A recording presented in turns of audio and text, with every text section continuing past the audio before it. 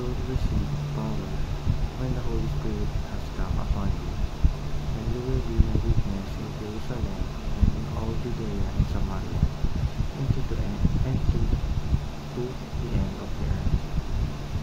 Sa Tagalog, ngunit tatanggap kayo ng kapangyarihan pagbaba sa inyo ng Espiritu Santo, at kayo'y magiging mga saksi ko sa Jerusalem, sa buong Judea, Samaria, at hanggang sa kadulutuluhang bahagi ng lupa.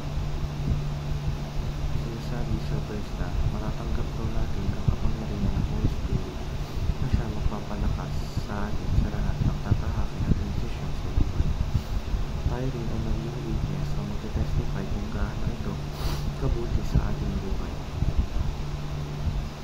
Teaching number 1. The Spirit is the life of the body of Christ. Kung tayo ang church or body of Christ, hindi tayo mabubuo kung walang Holy Spirit na nananahan sa atin.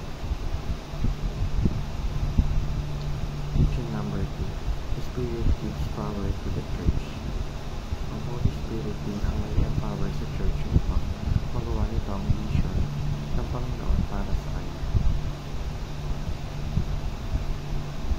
Teaching number 3.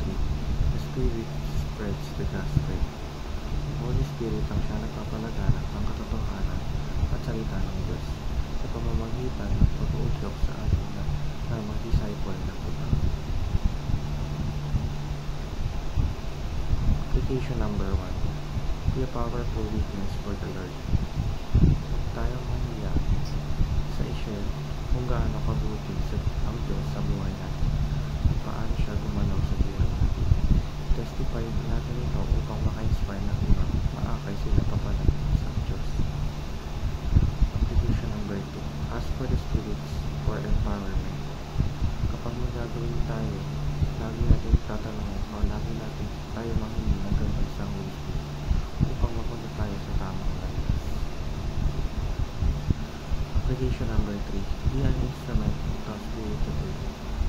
Magpagamit tayo sa Holy Spirit